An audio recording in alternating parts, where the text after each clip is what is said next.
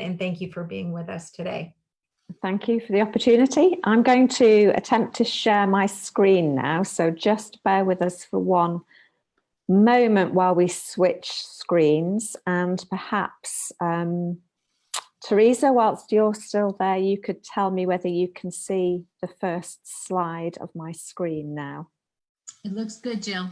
Okay, perfect. Thank you. So hello, everybody who is watching us live on Facebook. It is with great delight that Theresa and I can share with you today some of the guidelines that everybody has been waiting so long to have published. And as Paige said, today we're going to focus on section 4 of the guidelines. And it is certainly no mean feat to make the whole document available. As Paige said, there is a print copy available from rettsyndrome.org at the moment, looking at shipping in the US. We're also working on making that available for the rest of the world. And we're also looking at how we can host the PDF as well as a download that will be available for people across the world. But it is a very large document, and we're just working on that as a strategy at the moment. So more news on that later. For now, though, if you download section 4 today to read along either as we're talking or to read after the Facebook Live event today, you will see that along with section 4, you get the table of contents for the communication guidelines. So it really gives you a flavour for what the other sections are. And we're actually hoping to be able to bring more of the sections of the guidelines to you in the coming weeks. Today, as I said, we're going to be looking particularly at section 4 because that talks about strategies to optimize engagement in everyday settings. And it may be that you sitting at home right now in a very different situation from the one that you're normally faced with, perhaps feeling that the publication of the guidelines is really low down on your priority list, that you've been waiting for them for a long time, you've heard a lot about the project, but at the moment you've got really too many other things on your mind for that to be a particular issue. But it may also be that now is a time when you're actually looking for some extra help and support, some tips to help you now that you're at home and not able to go out and about so much.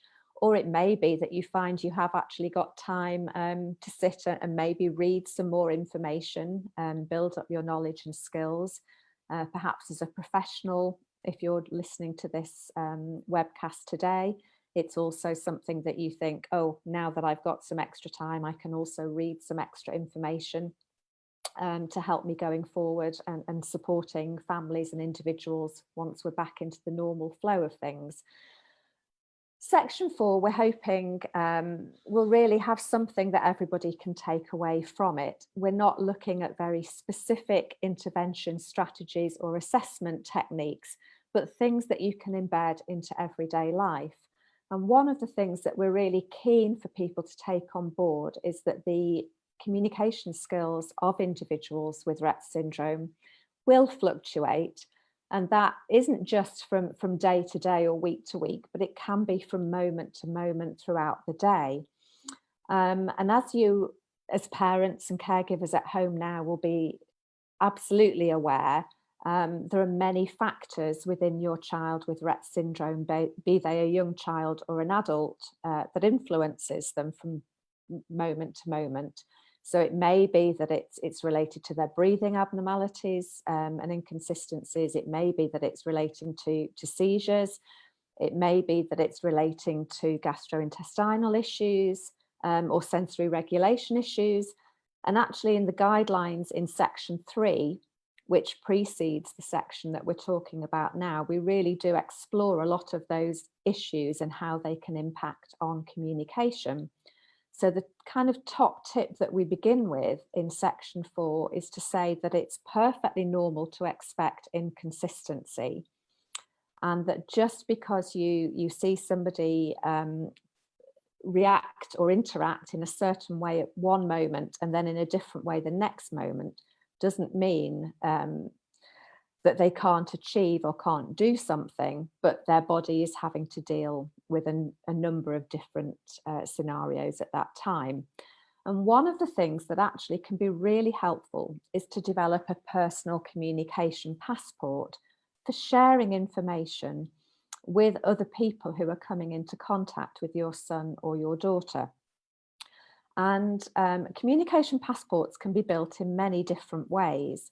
Again, you might think whilst you're at home, locked in, not able to go out and interact with other people, a communication passport isn't so necessary because everybody within the family understands and recognises the communication style of the individual with Rett syndrome. But actually now could be a time when you're at home together that you really think about putting that communication passport together, working with the person with Rett syndrome to think about what to include in that communication passport, what it is they want people to know about themselves. So a communication passport, I've got an example here. This is one that I've borrowed, one family have very kindly shared with me. And this is an example of a single page communication passport that really just gives very key information that somebody can pick up and read quite quickly. And if we take a look at this, you will see, for example, that some very key positive information is given about the child at the top of the page. Things that the child enjoys doing, things that are giving a very positive message about the individual, activities that she enjoys, things that she can succeed at, that she likes doing, finds funny. And then we have just a very brief synopsis, really, of Rett syndrome and some of the key features as they influence the life and the behaviour of the child in question.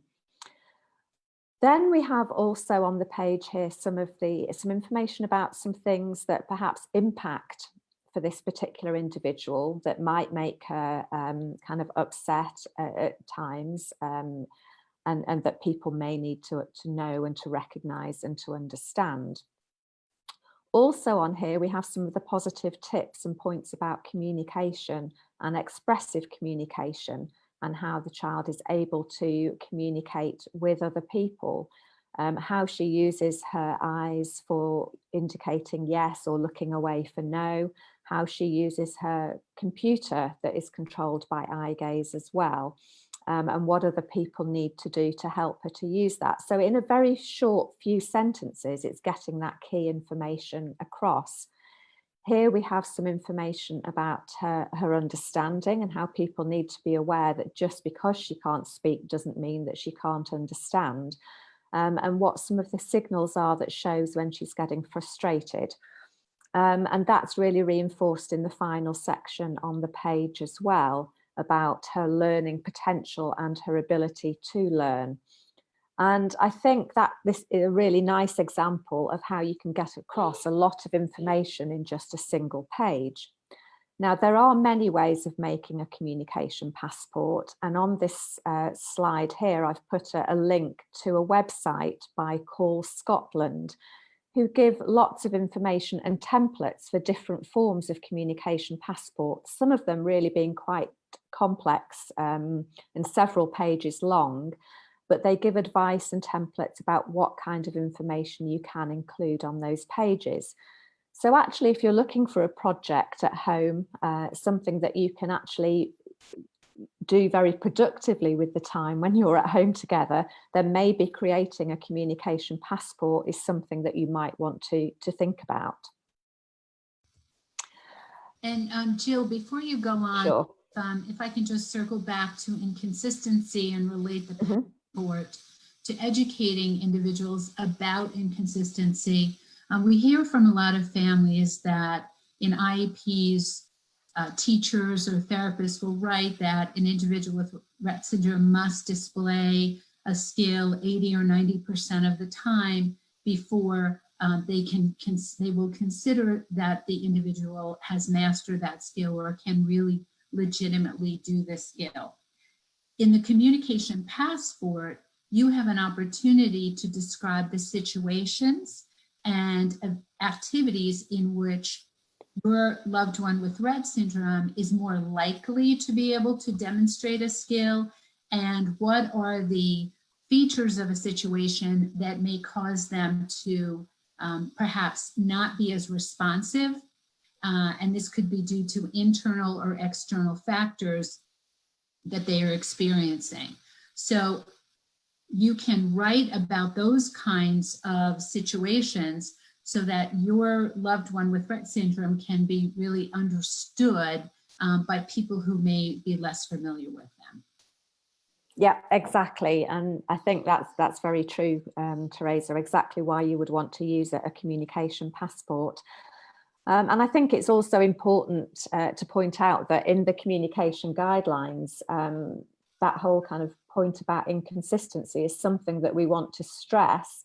And as you've touched on during assessment as well, that one of the things the communication guidelines stresses is that assessment at one point in time does not necessarily give you a true reflection of what somebody with Rett syndrome is able to achieve. It's not a good reflection of what they can understand or how they might express themselves. And again, that's something that you can convey through a communication passport. So moving on to some of the engagement strategies that we talk about in section 4, and a lot of these first things that I'm going to talk about are really very much about the attitude and the behaviour of the communication partner.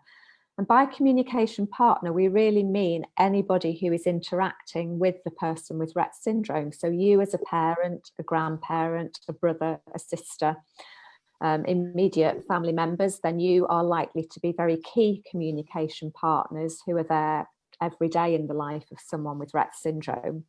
But equally, a teacher or a therapist at school, even the shopkeeper down the street where you go and do your shopping regularly, anybody who comes into contact and can speak with and interact with the person with Rett syndrome is a communication partner. Elsewhere in the guidelines, we talk about different levels of communication partners and how you can look at the networks of contact that somebody has. And of course, a communication passport can be very helpful at conveying information to those different levels of people. But some of these strategies are things that we really felt were coming out from the literature and from the surveys that underlie the guidelines as saying, you know, these are things that are very important that everybody should be aware of. And as we talk about them now, you'll be thinking, well, yes, these are things that I would expect to do naturally with anybody that I'm interacting with. And that's exactly right. In many ways, you shouldn't be treating someone with Rett syndrome as any different from other people. You should be addressing and talking to that person directly, not talking about them in their presence, assuming that they can't understand what you're talking about or can't engage in the interaction. So some of these engagement strategies are very much about respecting the person with Rett syndrome as an individual who can engage and can contribute to the interaction just as much as anybody else. So addressing and talking directly to the individual and making them feel valued, building a relationship with the person with Rett syndrome. And obviously linking in with that, the idea of making eye contact.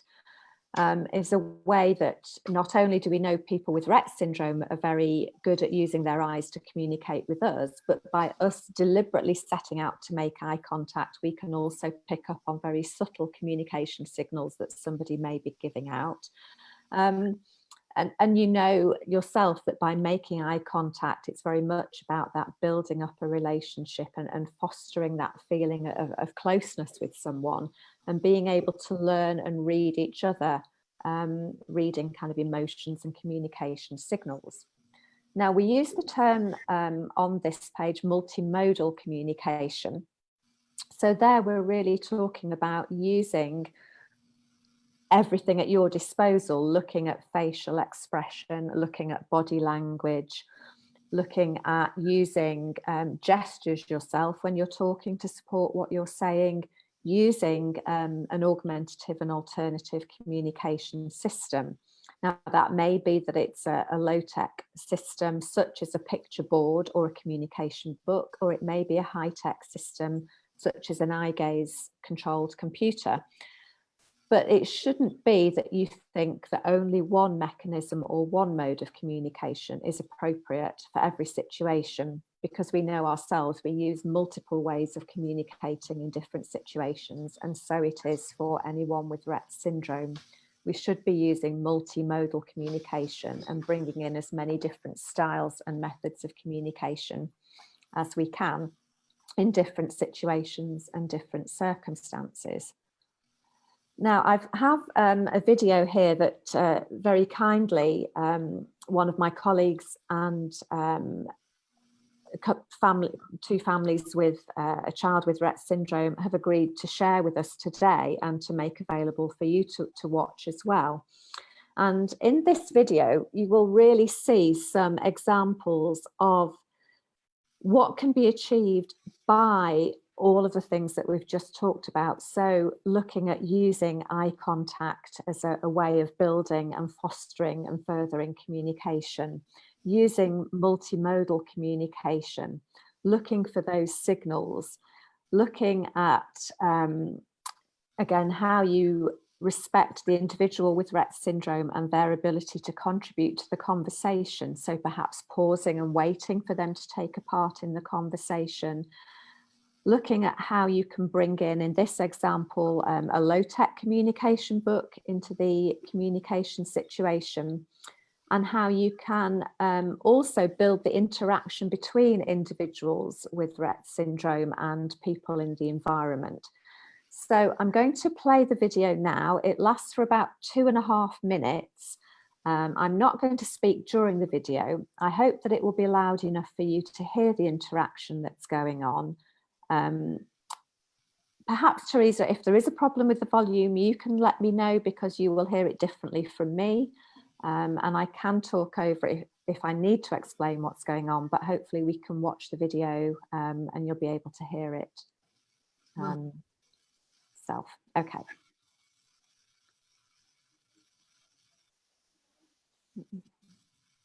Oh. You've got sticky cake mix on your hand. Oh dear. Let me go through the stickers as well. Yeah. So there's 4 words, kind of like the words on the front, like your words. Or Daisy's also got topics in hers. Or activities. What do you reckon? Do you want 4 words? Yeah. So we can actually use the core words on here, Sophia. It's kind of sneaky. Is that good? Okay. Who, I, it, you, he, she. Can you have those? Yes. Okay. Left them in my driving seat. Thank you. Who? Yes. Are you wondering who everyone is? Yeah, because you were kind of sleepy before, weren't you? So this is Tilly. I think you've met Tilly once before. Yay. She was About a little, year and it ago. was quite a long time ago. This is Tilly. She's coming horse riding with you today. Yeah, remember I told you? Yay. And this is Dee. Hello, Sophia. Dee's Tilly's mummy.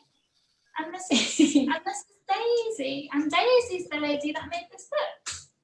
There we go. Is that good? There we go, Tilly. Do you have any more words to say? You do. Okay. Want some more? Is it a core word again? Yes. Who, I, it, you, Bye, he, she. Kelly's. See you later. See you later. Bye. What and go help her. There's some more. No. Why, want, stop, like, think. Oh, I'll wait till your head's back down in case it's stuck there. Was it those? Yes. Why?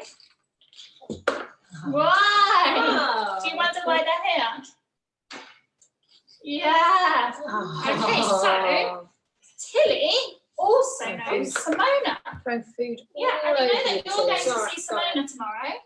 Well, Tilly is also going to see Simona. Yeah. And that's why. And Daisy's here because she wanted us to try out this book and tell her what we think. Yeah. And I knew that you don't mind trying things out. Well, you told me that would be okay. So that's why.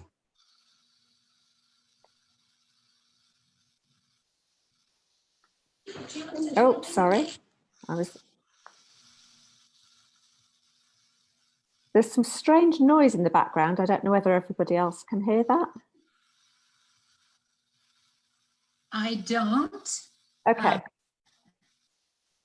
You know, Jill, that was a really excellent video, I think, about showing, reinforcing the concepts that you've just highlighted in the slides. For example, using multimodal communication, taking lots of time to read the different behaviors exhibited by the person with Rett syndrome, and then also talking, talking to them, directly to them. And you know, we haven't touched on this concept. We cover it in great complexity in the guidelines about the presumption of competence, that the person with Rett syndrome can understand you and can communicate as long as they're given the opportunity to do so.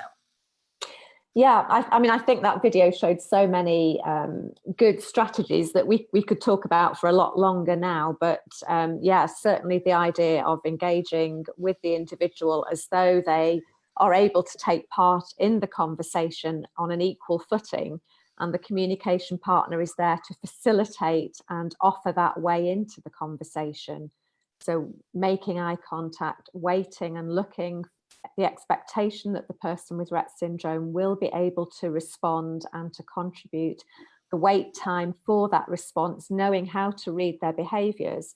In this section of the guidelines, we don't talk in detail about things like how you would develop a yes and no response from someone, or we don't talk about what partner assisted scanning is because those are strategies that we talk about in the intervention section. I know that we're planning to present another Facebook Live event where we talk through the intervention section and we look at those sorts of strategies in some more detail. But there were good examples in the video there that you could see about knowing how to read the person with Rett syndrome, what their behaviour was for yes or for no, how to read their signals. And then actually giving the person the opportunity there, for example, to ask questions. So not just giving them basic choices in everyday life, but being able to ask about what was happening, who people are, why they're there. So I think lots of good examples that we can see there. Also, although the focus on the communication interaction was perhaps drawn to the communication book, you could also see that for the little girl who was being fed, her mum was also bringing in those communication strategies, asking before she fed her if she was wanting some more, looking for the signals that she was ready for the food, and so on. So some really good things that we can draw out of that video. I think one of the other things that that I wanted to say about engaging in conversation and interaction, and perhaps it links in with the strategy that, can you see the slide now? Has the video gone off screen? Yes. Yes. So we actually have an engagement strategy here that talks about making sure that the vocabulary, topics, activities and so on are appropriate to the interests of the individual. Now, in the video that we've just seen, that was kind of sitting and having a conversation and obviously somebody being fed. But in terms of just everyday activities, now that you're at home together, you know, don't think that all the time you have to be creating absolutely amazing activities that are very different from things that would happen every day. Look at what's happening in your everyday life, in perhaps daily routines, things that you would normally be undertaking during the day, and think about how you can make those into conversational opportunities. We talk about vocabulary, topics, activities and so on being appropriate to the interests of the individual, rather than explicitly saying make them age appropriate. But in many ways, that's really what we mean, is make them appropriate to the individual's interests, which in many situations will mean appropriate to their age. But it may be, so that means perhaps not always treating somebody as though they are a small child once they're an adult. And thinking about the books that you look at with them, the television programs and so on. But that doesn't mean that somebody couldn't also have an interest in an activity that might at some time be seen as being perhaps a little bit immature or young for them, because we all, you know, who doesn't like a Disney film, whatever age we are. So just really tune into the individual and get to know their likes and their dislikes. And I think at the moment, it's also particularly important to think about, for example, talking about the situation that we all find ourselves in now. What is happening with the coronavirus? Why are we all in lockdown? Why are we at home and not able to go out? And what does that mean? And I see now being shared on Facebook, for example, lots of AAC suppliers and other organisations who are offering resources and page sets that have been created for talking about the virus. And it can also be important to use those resources to help people understand a little bit about what's happening in the outside world, and maybe to allay any anxieties and fears that someone with Rett syndrome has, which are just as valid as the anxieties and the fears that we have when they're hearing about this situation all around them.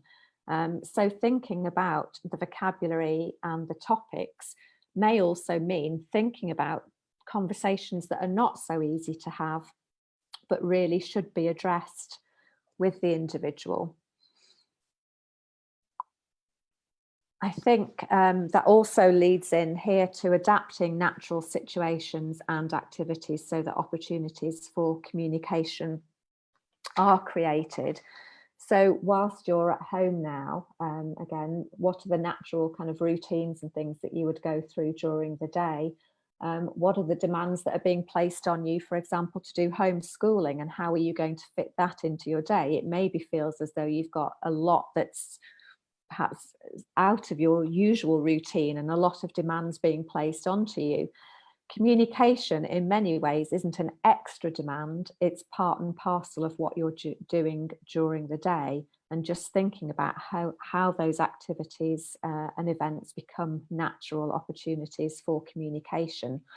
And that might mean that you need some preparation in thinking about the resources that you have available. If you have a low-tech communication book, what kinds of symbols and vocabulary are in there? If you have a high-tech eye gaze controlled device, what kinds of vocabulary is there? How do you find your way around that vocabulary and use that when you're modelling and bringing it into different activities?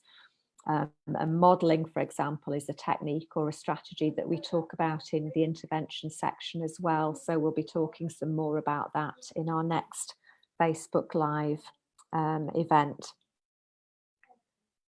We have another video now. So we're now seeing an adult with Rett syndrome, and looking here very much at an activity that is also a way of engaging with people at long distance. So again, one of the features of being locked down is that the face-to-face opportunities for interaction are more restricted than normal. Everybody's in their own home, perhaps cut off from grandparents, from other family relations, from friends, from people at school, or from daycare facilities. But actually, one of the ways we can keep in touch with people is through using technology like FaceTime, for example. We're using Facebook now and using Facebook Live, and behind that is Zoom, there is Skype, there are different opportunities. So think about how you can embed that into your communication opportunities during the day. So we have an example now of an individual with Rett syndrome being given the opportunity to choose an activity that she wants to engage with. And we see in this how she is able to interact with her parent using vocalizations and using her hands to communicate. Now, we know that not everyone with Rett syndrome is able to do that, but this is a really nice example of someone who is able to use hand movement with purpose to make selections, and it is able to make choices given the opportunity to do so. Is there anything you want to say before I start the video, Theresa? Well, this is my daughter, Lisa, and I'm perfectly fine sharing that. Lisa's an adult, and I think that if you, when you watch her, look at how responsive she is to communication, and how even as someone who's not verbal, you get a real sense that she is very much with you and understanding exactly what you're saying. Oh, sorry, I must have clicked onto the wrong thing. Apologies for that. Here we go. Hey, Lisa, I know you're looking at the iPad. Lisa, you want to do something on the iPad? You do? Okay. All right. Here's your iPad. All right. Let's see what you want to look at. Oh my. What do you want to pick? Yeah. Do you want to play a game? Huh? Oh, look what oh, did you pick FaceTime? Yeah. Do you want to call somebody? Yes, you do. Who do you want to call? Hey, Lay. Do you want to call Daddy? Yeah, yeah. All right. Should we say Daddy? What are we going to say to Daddy? Oh, look. You want to call Daddy? Yes, you do. Oh, look, there you are. What are we going to say to Daddy? Hi. What? Did you start? You dialed him. Oh my goodness, you dialed Dad. All right. We're going to say hi. So I think that's a lovely opportunity as well of being led by the individual with Rett syndrome and really going with her preference. So, you know, if you don't mind me pointing out, Theresa, you, for example, said, do you want to play a game on your iPad? And she chose FaceTime. And being able to then go with that and say, okay, yeah, that's your choice. That's a valid choice. Let's go with that. Let's say hi to Dad. You know, so not always assuming that you know what the answer is going to be, but being open to the individual making their own choice and expressing that preference. So being responsive to the interactions and acknowledging and reinforcing communication attempts and following the individual's lead are very much something that we're stressing in section 4 of the guidelines as well. But also the idea of giving feedback and attributing meaning. So talking through how you're interpreting somebody's behaviour, what behaviours you're taking to mean a certain thing, so that they're constantly getting feedback about how you're interpreting behaviour and using that. And then being consistent in your own approach, in the vocabulary and the language that you're using. Is there anything you want to add before we move on, Theresa? No, just to say exactly, I think what you talked about earlier with presuming competence is I think evident here, and also with acknowledging behaviors as intentional and not thinking that behaviors are random, but that they do carry meaning for the individual, and then it's on us to help interpret those and then acknowledge them as intentional. Now, it may be, of course, that there are some times when an individual asks to do something, expresses a wish or a desire to do something that isn't going to be possible at that moment in time, because that is everyday life, and we have to deal with that with our children of whatever age anyway. But then that's an opportunity to talk through why it isn't possible to do something at that moment in time. So not just to bat away that preference or that choice, but to acknowledge it, talk through and explain, and use that as a learning experience as well for why you might need to wait and do something at another moment. So it's not possible now, for example, to go outside to the park if that's what somebody wants, or to go to the swimming pool, or to go and visit grandma, and to use that as a learning and talking through opportunity. So what we've also seen there as well is the whole concept of providing access to AAC systems and devices, and how they can increase the individual's possibilities to initiate and take control, to have more direct direction in conversations. So that's very much something that the guidelines stress as well, that AAC systems and devices should be available at all times. Now, it may be that for any individual, you look at a particular situation and you decide that within the education setting in school, when somebody perhaps is in their wheelchair or they're sitting at a table for the majority of the day, that they can have their high-tech device with them most of the time. But then when they're out and about in the playground, if they're mobile and moving around, it may be that the high-tech device isn't the best thing to have outdoors, and you take a low-tech system with you. Again, if somebody's in the wheelchair and can have the high-tech system there all the time, that may be a different situation. But if you're going into the swimming pool, if it's raining, if you're in bright sunlight, the high-tech system may not be appropriate and you want a low-tech system. Also thinking about having a low-tech system as a backup for when your high-tech system goes wrong, when the technology fails, when the battery dies, when it's away for repair. So we're very much promoting the idea in the guidelines that you need more than one device or system, that you shouldn't put all your eggs in one basket, but that you should have some kind of device or system available at every opportunity. We have another video now, again, quite a short video, but just to show how it is perfectly possible to bring a device into any kind of activity within the home. So this activity is a really nice example of sibling interaction. And again, we're very grateful to the family that have shared this and allowed us to show you the video today. So we're going to see a craft activity. Again, a little girl with Rett syndrome who has some purposeful hand use, and we know that not everyone can do that. But also how you can use a device to express your feelings and your emotions.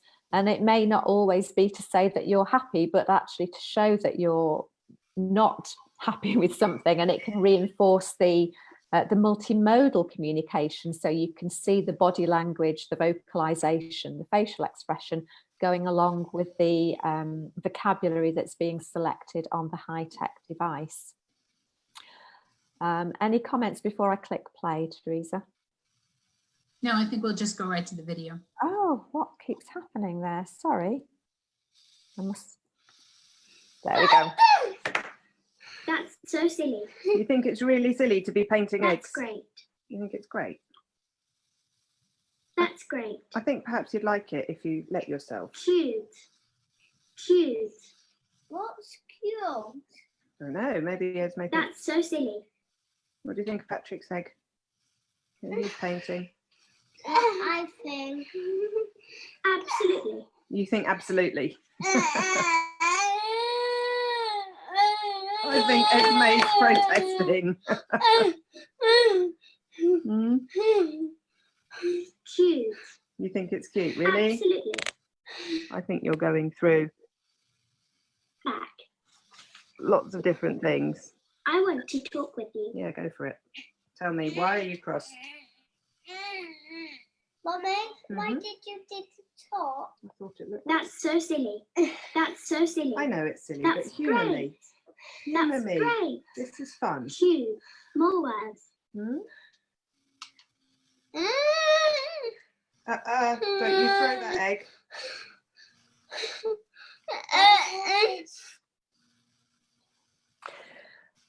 So as we see there, as I said, a really nice example of consistency, actually, of behaviour and selection on the eye gaze device as well.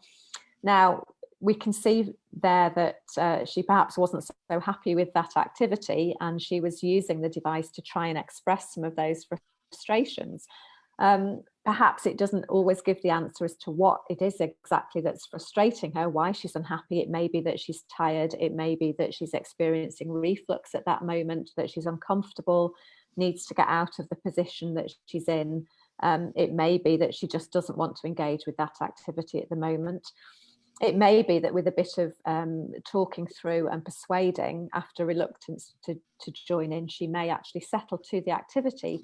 So it would also be about the parent or the caregiver at that time really being able to think through those different scenarios and work out what the situation might be, perhaps to introduce additional vocabulary to try and work out what the cause of the frustration was.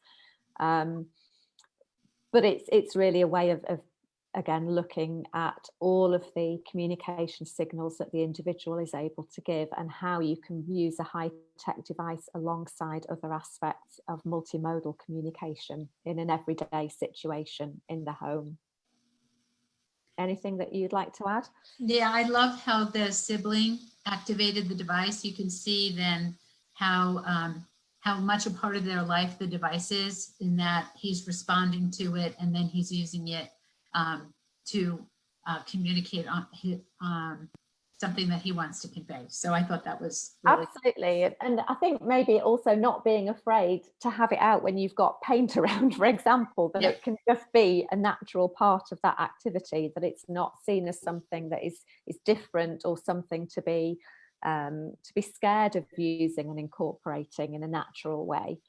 And yeah, very much I can remember years and years ago when I first started to work with devices like this.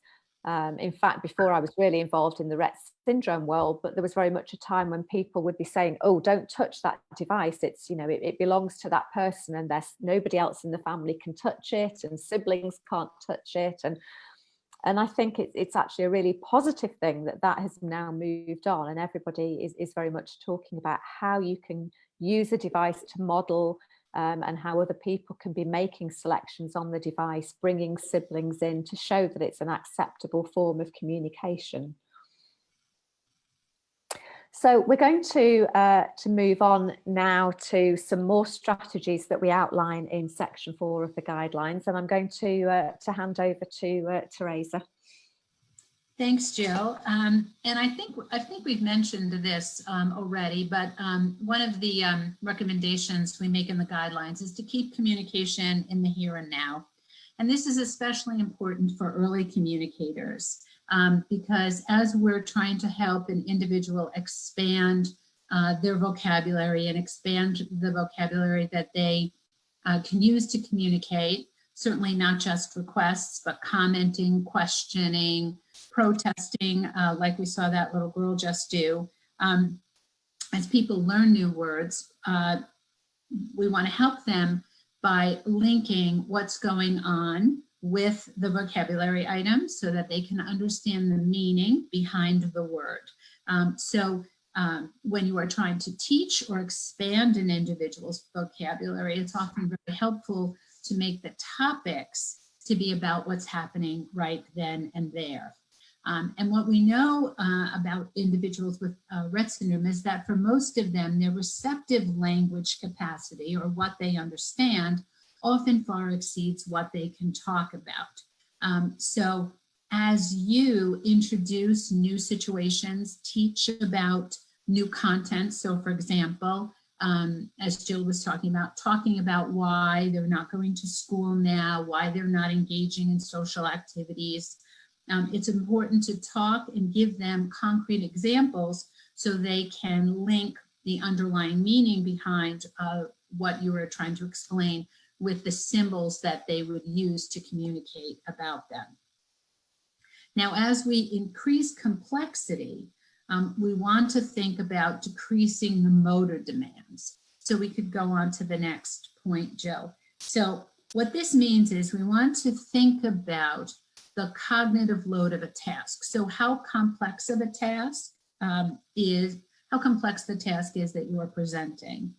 And relatedly, what is the demand on the individual with Rett syndrome in terms of their motor planning? And this can relate to eye gaze strategies they might have to use, how many vocabulary items are on a page that they have to scan through.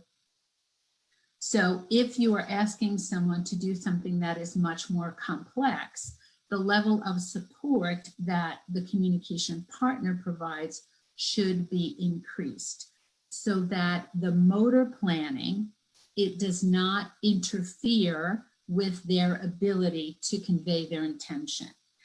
So for example, if you are trying to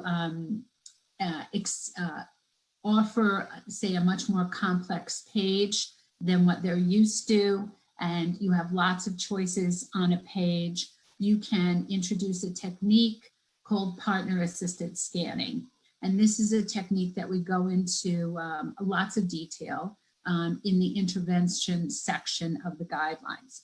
Now, but just to briefly summarize it, it's a technique where the partner scans through or labels all of the choices for an individual and then waits in turn for the individual to respond.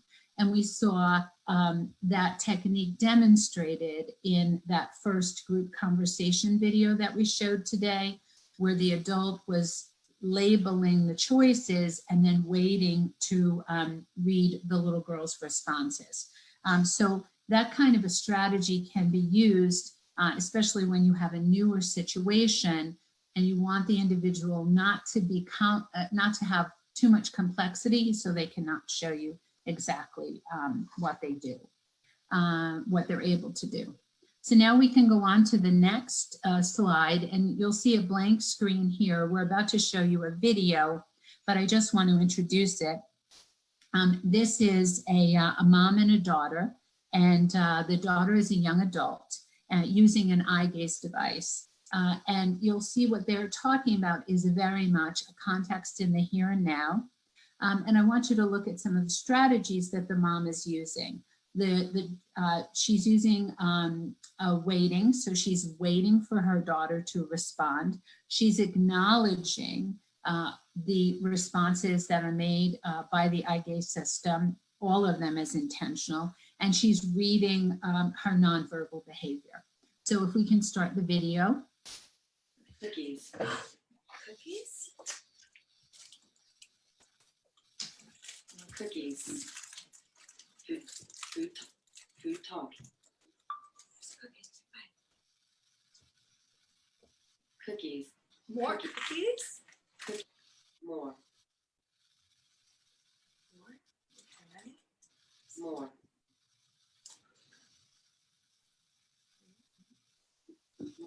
Yum. Yum. That was yummy? That's yummy. Glad to hear that it's yummy.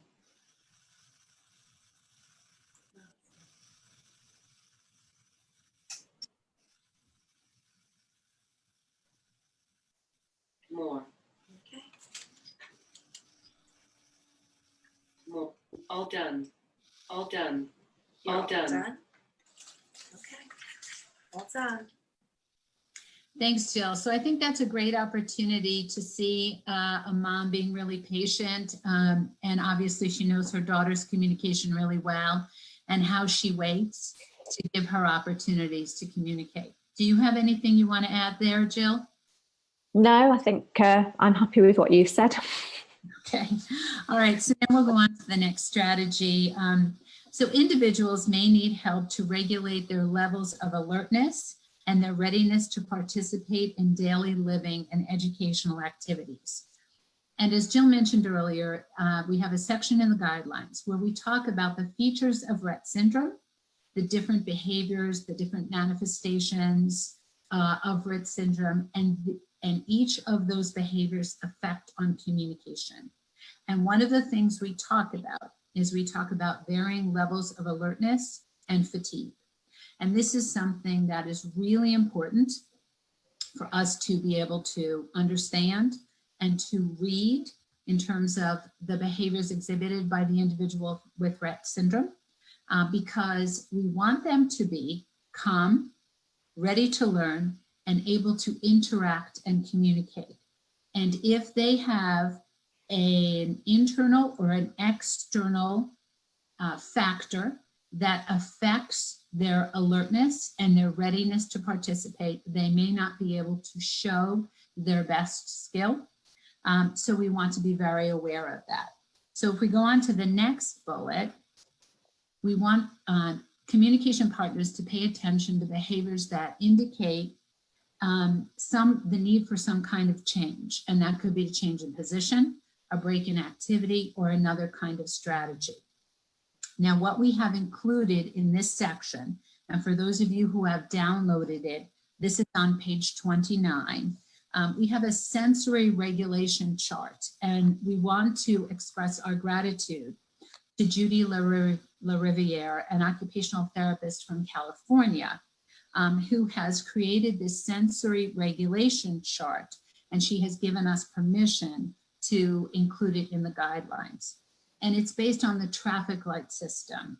So as I said earlier, we want calm, ready to learn individuals who can interact and communicate.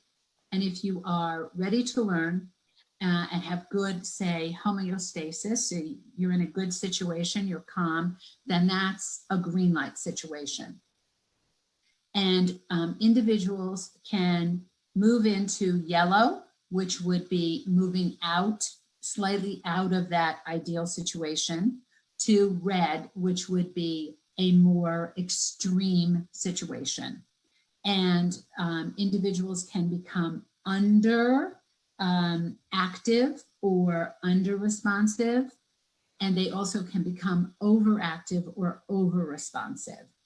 And what we've included in the guidelines is a description of each of those phases and some strategies that you as a communication partner can use if you see that the individual perhaps is somewhat upset. Maybe they are, maybe they have to be calmed down. Maybe they seem tired or fatigued, that you could interact with them and apply some strategies to try to get them back to that regulated, that green, ready to learn state.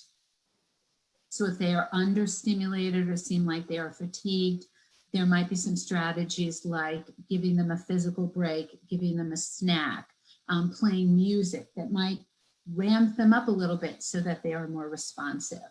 Alternatively, if you see someone who is very distressed and seems like they need to be calmed down, there might be some sensory inputs that you might be able to provide, some things that will help calm them, get them back to baseline, to that green status, so they then are ready to learn. So we want to educate all communication partners of this specific issue that comes about in people with Rett syndrome and how to recognize it and then introduce some strategies. So if we can go on to the next slide, Jill. So what you want to do that's related is you want to reduce distractions. And this is true for anyone, because if you have a distracting environment, it can really help someone, it can really hurt the ability for someone to focus. And then what you want is you want to be aware of delayed response to tasks. And this is very, very common in Rett syndrome. Because of difficulties with motor planning, either apraxia or dyspraxia, we will have a situation where it will take an individual maybe just a few seconds, maybe all the way up to a minute to respond to you, whether you ask them a question or you ask them to do something. And this particular delay can vary within an individual based on how they're doing at a particular time, whether they're in that green, yellow, or red light state. So it's important for everyone who interacts with individuals with Rett syndrome to be aware of the likelihood that there will be a delayed response, and then get to know that person and understand what kinds of delays you're going to be encountering with that particular individual. So if we can go on to the next slide. And then this is another video. So this is Lisa again. And now I think, well, you'll see she's interacting with her iPad again in a little bit of a different way. And I think you'll see some of her motor responses, a little bit of a delay, and how I have to wait for that as I interact with her. And also her ability to understand some commands. So Jill, if you could play it. Hey, Lisa. Hi. Hey, hi. Are you looking at your iPad? Oh, Lisa, do you want to watch a movie? You do. What movie do you want? I know you're excited. Are you going to pick a movie? You are. Okay. You know what? Why don't you use your hand? Use your hand. There you go. Pick a movie. Ah, there you go. You did it. Good job, Liz. Jill, did you want to comment on that? I just think, again, it's a lovely example of her responding to you and that kind of interaction, that relationship between you, where she's, again, really engaging in kind of eye contact with you and participating in a multimodal way with the vocalizations and the smiling, the facial expression. And actually, as you say, waiting for her motor response, but nice to see that she is able to use her hand and actually to do some kind of correction of that motor movement as well, that she taps first time and then the second time she makes her choice of movie with isolating her finger to do it.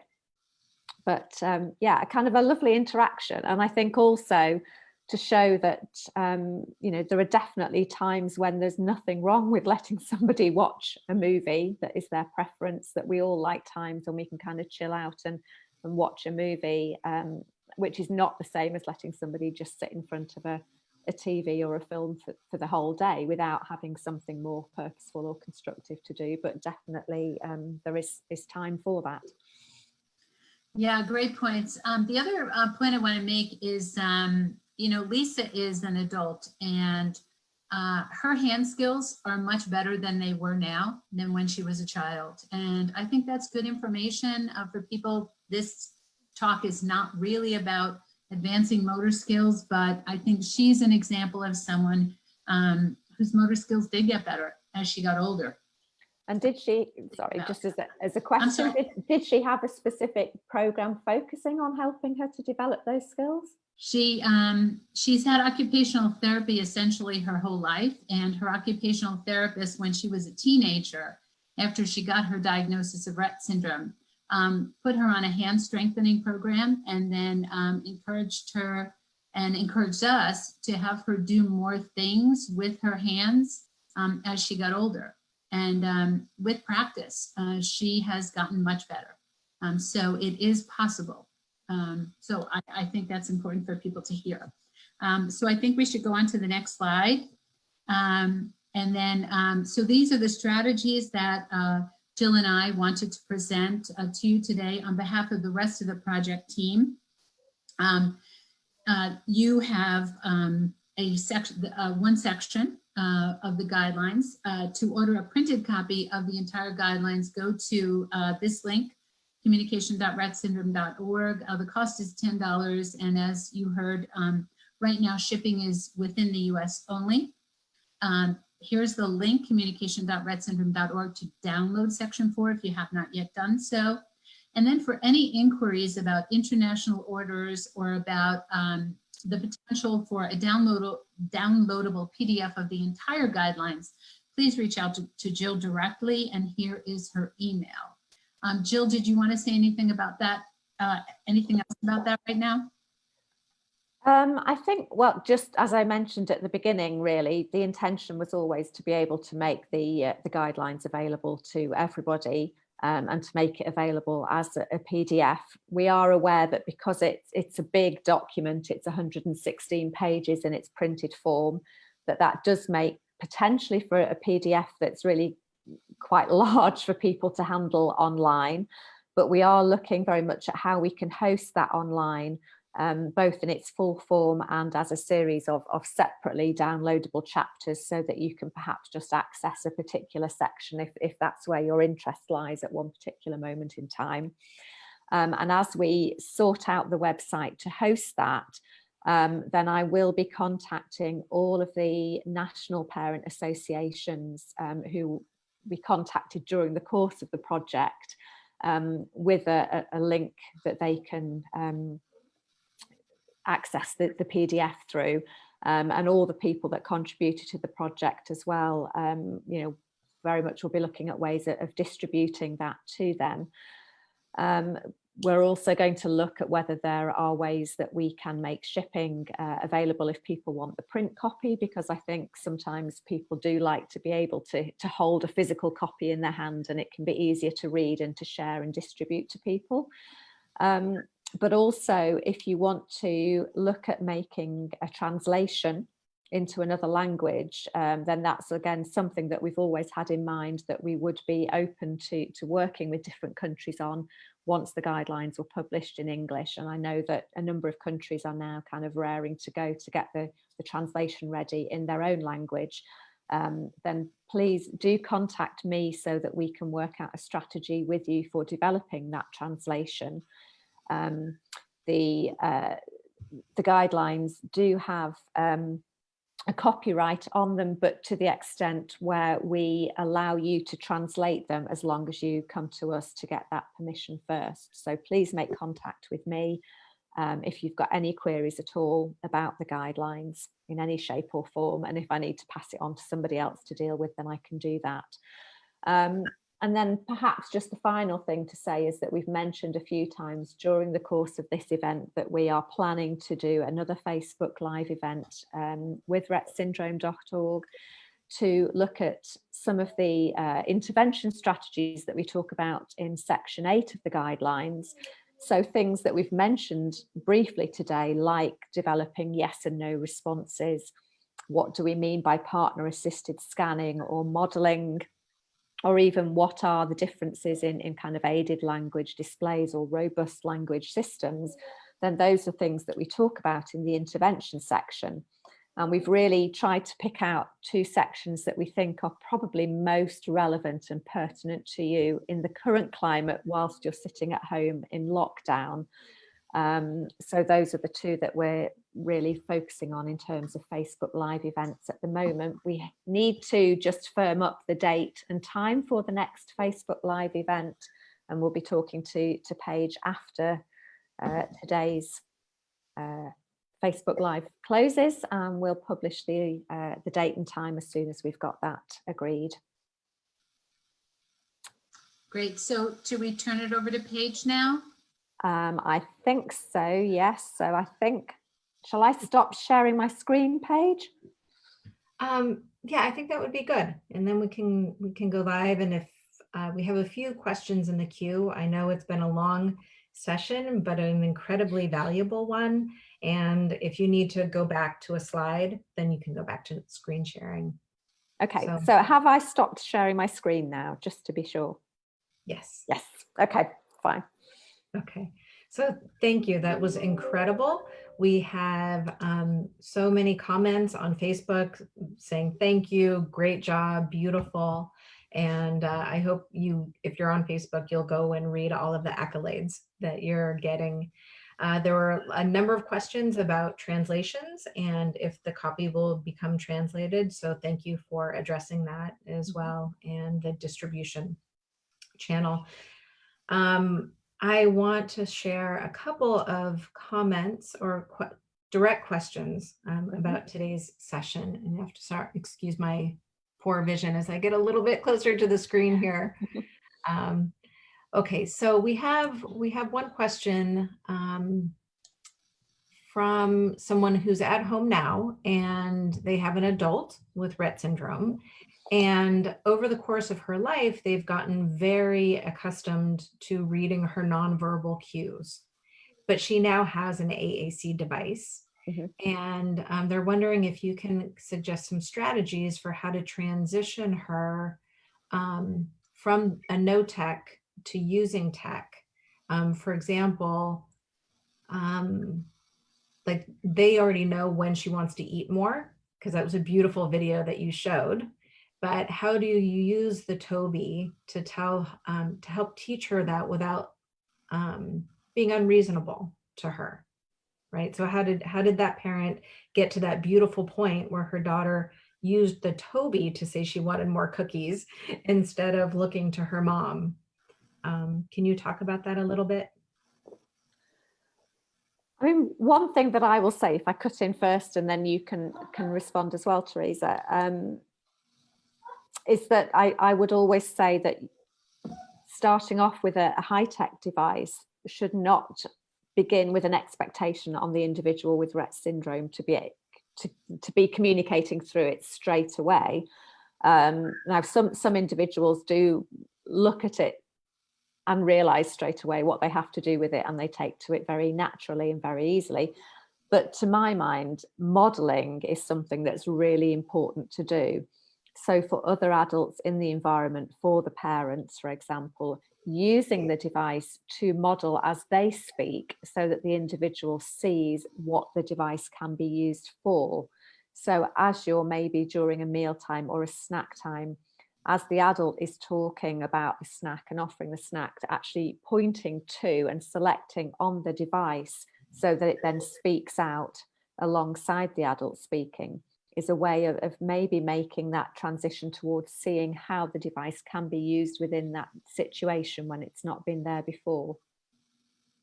Yeah, great suggestion. And then what I would also do is when the individual with Rett syndrome does communicate that they want to eat, using whatever strategy they currently have, whether that's a vocalization or a gesture or eye gaze, that then you show them, you acknowledge that as meaningful, because what we don't want to do is we don't want to limit any modality they're currently using. We want to use the device to expand their range of communication, because the device now can perhaps help them communicate with people who can't read their behavior. But we also don't want to discount what they're currently doing. So if they convey eat, then you say, wow, that's right. I know you want to eat. Look, this is what eat means, or this is eat. And then you show them so that you're pairing what they're currently doing with the device. So you show them that both of those means of communication, gesture and activating an icon, both carry underlying meaning. I think the other, I agree entirely with that you really don't want to invalidate their existing way of communicating something. And it's about showing how the device can be used either for people that can't interpret that behavior, or how you can move the device to use the device to convey one step further. So yes, it may be that you can use your body language or your vocalization or your nonverbal behavior to show you want more of something, but how do you show if you want something different and what that different thing is? So by modeling with the device, you can show what the next step is, what the next thing, the extra information is that you can show somebody by using a device that you can't show by using your normal behavior. So again, reinforcing what somebody's saying when they vocalize or they show you they want to eat some, whatever it is, some more cookie, you can say, oh, you want to eat more cookie, and then you can model that on the device as you're reflecting their behavior back, and then reflecting in perhaps one more word in the sentence or one more choice, so that you're showing how to expand by using the device. Great, thank you. Thank you so much. Hopefully that will be very helpful to many in the audience. Now, and I realized that the videos you used today really showed high-tech users, because they come across so wonderfully, because they have audio and you can hear what the child is selecting. So can you quickly, for those who are at home right now who don't have an iPad or don't have an AAC device, an eye gaze device, how can they do some of these activities? One of our families commented that they really loved how you showed just real world scenarios, because so many people feel like you have to set up or stage communication, but it can happen and should happen just naturally. So they appreciated that you demonstrated that. But can you comment for those who don't have high tech at home right now, what? I mean, certainly in the first video, although the little girl who was interacting through she was using a low-tech book, she does have a high-tech device, and it was there just out of shot of the video. But at that moment in time, they were using, in fact, they were trying out a new low-tech book.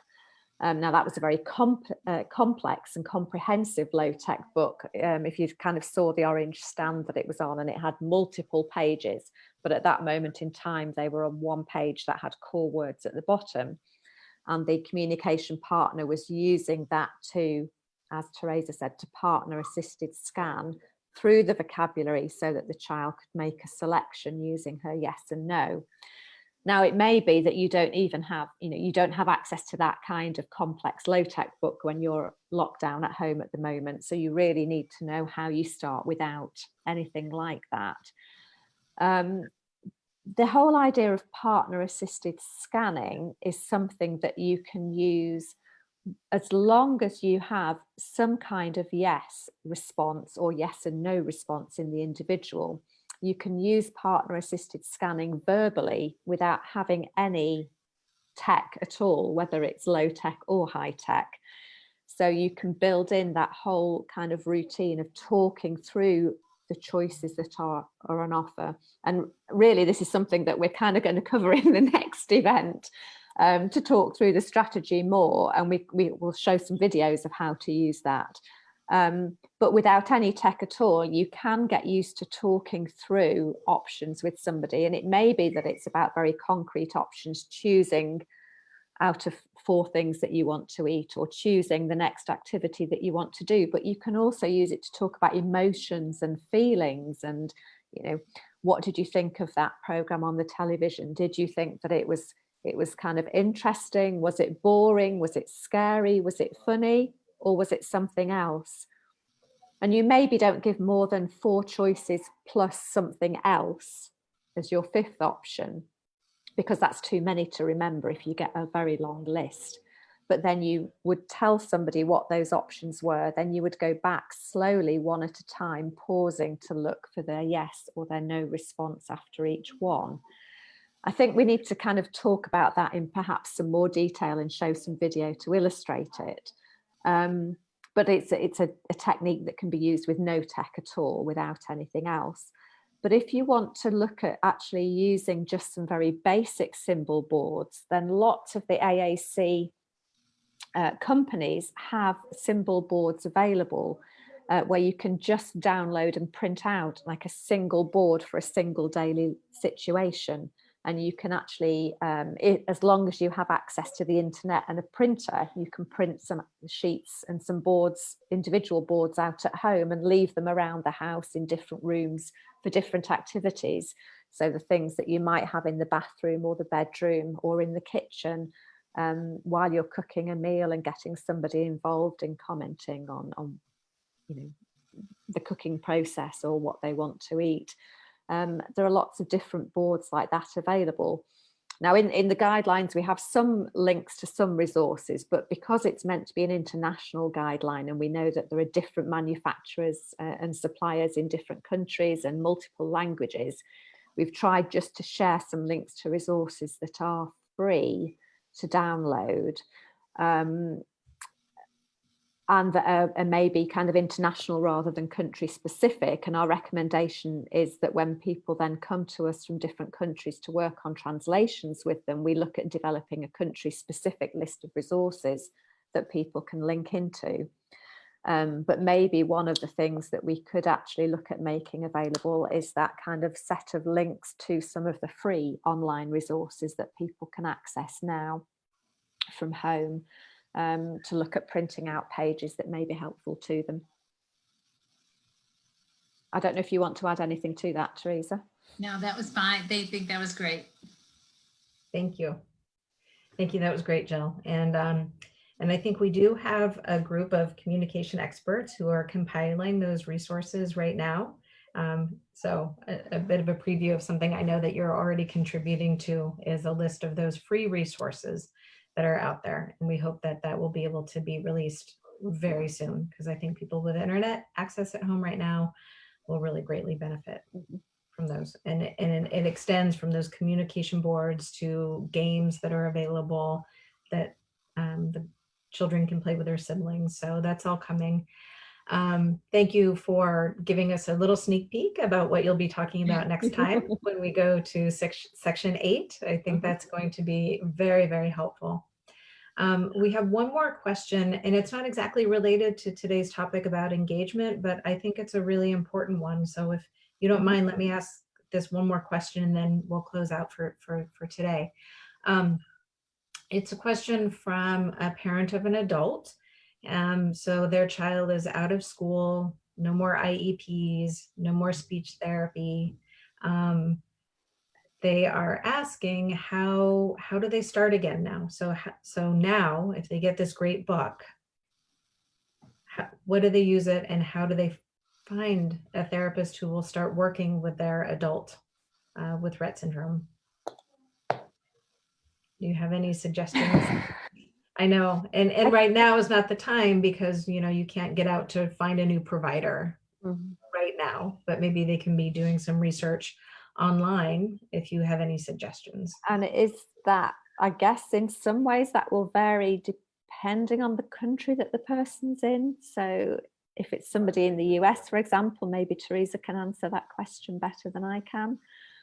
I mean, I guess I would also say that your National Rett Association would be kind of one of your first ports of call, who could perhaps then put you in touch with the relevant organisations, or at least with other parents who've had similar experiences, to talk about how they've been able to make contact with people or how they've gone about it.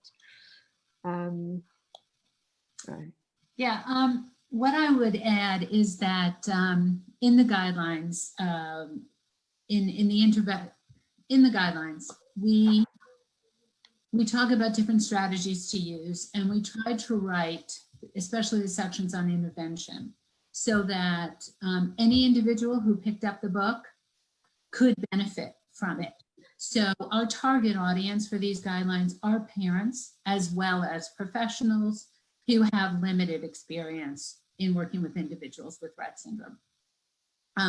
So I do think that getting the guidelines can help a parent to, I think it will help them validate that likely their adult with Rett syndrome is communicating at some level using some strategies. And perhaps if they don't have a clear yes, no, we give, I think, some nice strategies on how to move towards that, and giving options for what is called the best yes. Maybe even not a traditional yes, but something that looks like yes. And then how to move to develop, say, a core vocabulary. And we have some examples of what some boards look like. And in the resource section, we've got links to places where you can create very simple boards and download them. As we know, if this individual's in the US, as we know, it's hard for folks over 21 to access speech language services as part of their plans, because some states don't cover those services. Some states do. And we see that there's a lot, I think, more expertise in augmentative communication with therapists who work with pediatrics than adult. So I think reaching out, say, to the state, if they're in the US, the state association, to try to connect with other parents might help as well, to try to connect maybe with a speech language pathologist or an augmentative communication expert who does work with adults who can help them advance. I think, I think that picture is pretty common the world over from the contacts that I have, certainly across Europe, and that in most countries, when somebody gets into adulthood and leaves the school system, it becomes increasingly difficult to find speech and language therapy or communication services. So I would absolutely endorse the idea that the book, the Communication Guidelines Handbook, is set up so that families can also take strategies from that they can use and put into practice themselves at home. That's not always the complete substitute for wanting extra advice and support from a speech and language therapy or communication professional. So I think going back to what we've both just said is your local, whether that be statewide or national Rett Syndrome Association, is a good point of contact to meet like-minded parents to talk about the same sorts of issues and see how they went about it, or to be put in touch with kind of relevant organisations that might be able to help. And that's also, I think, why we're looking at trying to encourage a country-specific resource. It's just one part of the appendix that looks at resources, and we're just suggesting that countries develop their own, maybe just a single page with links to the relevant organisations and resources in that country. Great answers, thank you. And I can say that when we first discussed funding your work for this research, and it was 5 years ago, right? When you began this great work, it was because of this global phenomenon, really, of people not having equal access to supports, whether it's the technology or professionals. And the whole point of the research was for you to assess that reality across the globe and to write some best practices. So to the parent who asked this question, and to every other parent out there, all I can say is we are so grateful to have been part of publishing this. We are so grateful for you having done this hard work. And we hope that this communication workbook will be able to get you started if you don't have access.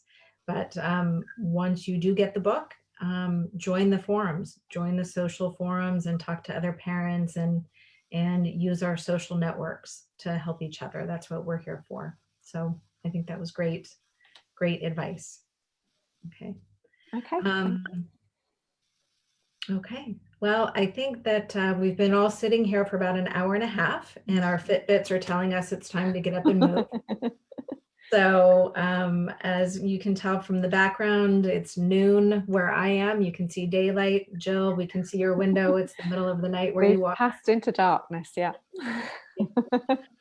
So I'd say let's call it a day. Thank you so much for being with us. It's been so helpful to learn these engagement techniques. And thanks for sharing section 4 with us. So for those of you who joined late or had to drop off early, we are recording this live on Facebook, so you can check out Facebook Live and replay this. And we will be posting a recording of today's session onto YouTube, because not everybody's on Facebook. So once we get that recording link available, we'll be sharing it. I know I will share this link with my daughter Katie's therapists and her teacher to watch, and I hope others will do the same. I believe many of our children's educators and therapists are online and available by email during this time. So maybe it's a perfect opportunity for you to start working with them to build your child's communication passport. And you can pass back and forth ideas by email if they're willing. And we can all emerge from this experience with something that will be a true lifelong, long-term gift for your child. So I love the idea of the communication passport. Thank you for sharing that with us. If you'd like to ask any more questions for Jill, Theresa, any of us at rettsyndrome.org, go ahead and post them on Facebook, or you can email me directly. My email address is pnuez@rettsyndrome.org, and we'll get your questions answered to the best of our ability. Let us know if you like today's session. We will bring you more. We're going to bring you some at-home physical activities on Thursday with Facebook Live with Dr. Lotan. And that will be at 11 a.m. New York time. So you can just reference where the time zone you are based off of New York time on Thursday at 11 a.m. And again, note that our regularly scheduled April Rett Ed webinar is going to be Thursday, April 23rd at 1 p.m. New York time. You do have to register for that event, as you would for any of our Rett Eds. And you can do that at rettsyndrome.org/forfamilies/education. And that Rett Ed is going to be with a highly respected neuroscientist and researcher, Dr. Pam Diener. who's contributed to many of the resources that we are going to be making available to you in the next week about OT activities and things you can do at home. But her particular Rett Ed is going to be on educating us about what typical neuroanatomy and circuitry in the brain looks like and how that underlies all of our functional motor skills. And she's going to discuss how we can possibly tap into that foundation to benefit our children with Rett syndrome with an enriched therapy program. And she's going to share some insights into her current funded research project that's currently open for enrollment on the potential of using gaming technology with our children to increase hand use. So if you are at home still in late April and you have some gaming stuff at home, maybe you'll learn some tips on some other activities that you can do with your children.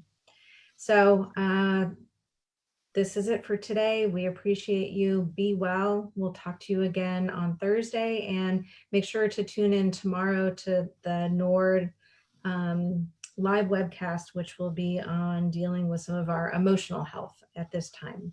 Okay, so thank you. Be well, and we will talk to you again soon. Bye. Good night. Thank you.